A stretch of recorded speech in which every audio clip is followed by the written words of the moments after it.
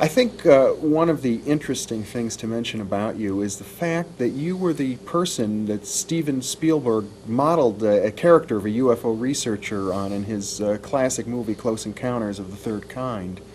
I think he was intrigued with the idea of a French scientist running around the United States investigating the UFO phenomenon. You've been looking at this phenomenon for a long time. You've worked closely with Dr. Alan Hynek and other UFO researchers. You've written many authoritative books, and yet your perspective on the UFO issue seems rather unique in the sense that you don't seem to be jumping on the extraterrestrial visitors bandwagon. That's what was the main point of disagreement with Steven Spielberg. When I met Steven Spielberg, he was about halfway through filming Close Encounters, and we had a long discussion about what UFOs could be. And of course, for him, the main point of the movie was entertainment, and it was appropriate for the UFOs to be extraterrestrial visitors. I think that from my own point of view, I'm going to be very disappointed if UFOs turn out to be nothing more than visitors from another planet, because I think they could be something much more interesting.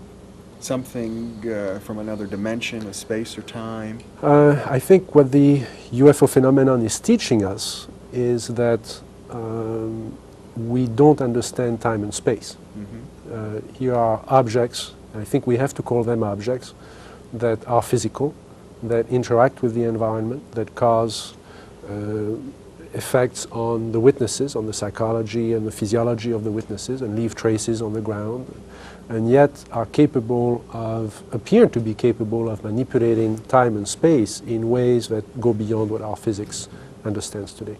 In your books, particularly your most recent book, Messengers of Deception, which is many years old, you suggest that UFOs are deliberately trying to manipulate our subconscious mind to create a mythology in our culture about themselves, which is one of the reasons that they're both physical and concrete, yet very elusive at the same time. Do you still feel that way? I think to answer that, I'm not trying to evade your question, but to answer that, you have to step back, okay, a little bit farther.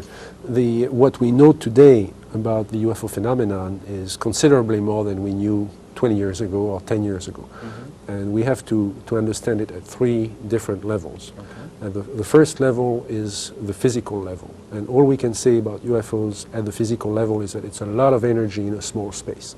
In the space of this, if we could take the energy of a nuclear reactor and contain it within this studio, for example, you'd have something that would approximate what a UFO does. It's a lot of energy in a small space emitted through light energy and through pulsed microwave energy. Mm-hmm. The second level is what happens to witnesses, what would happen to you and me if we were close to that source of energy. And again, now we're beginning to understand the physiological and the psychological correlations of a close encounter. Yes. And those have to do with a loss of the sense of space, loss of orientation. I've had witnesses tell me we were driving north when everybody knows they were driving south. Mm-hmm. They were disoriented at the time. Loss of a sense of time, people thinking that only 10 minutes went by and 3 hours went by.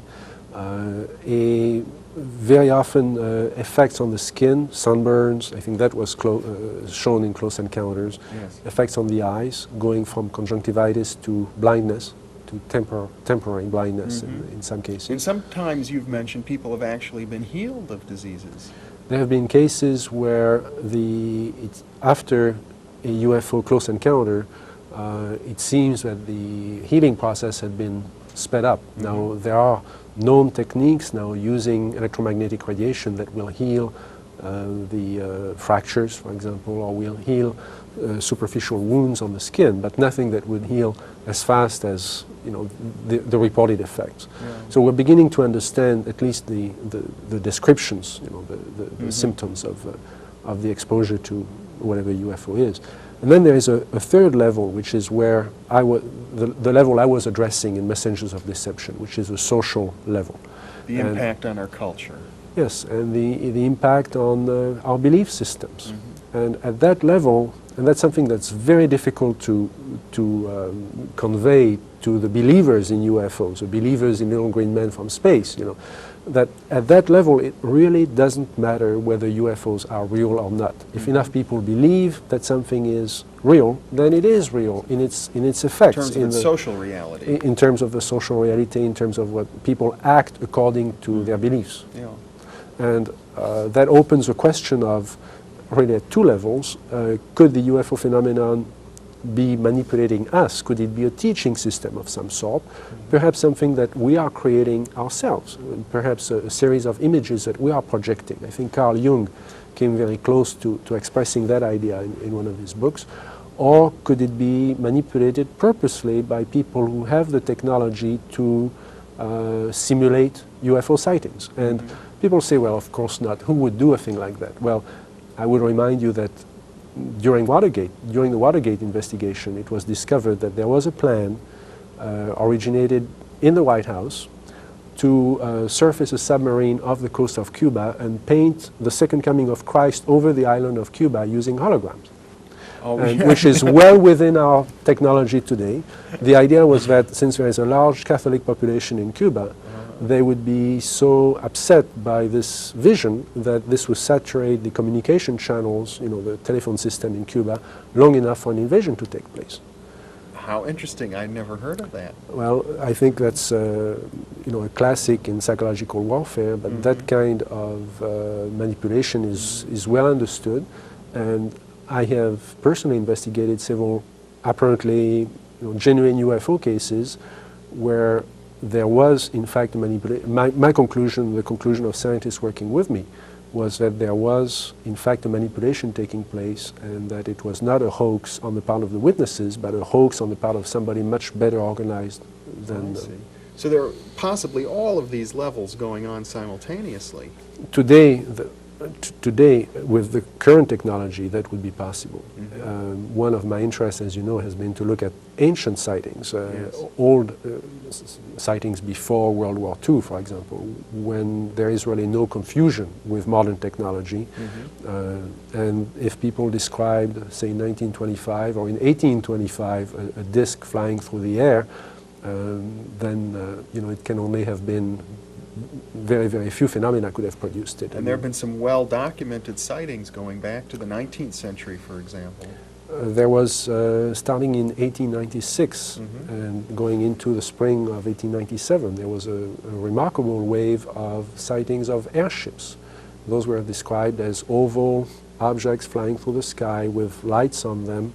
And of course, the people in those days could only compare it to dirigibles, could only compare them to airships.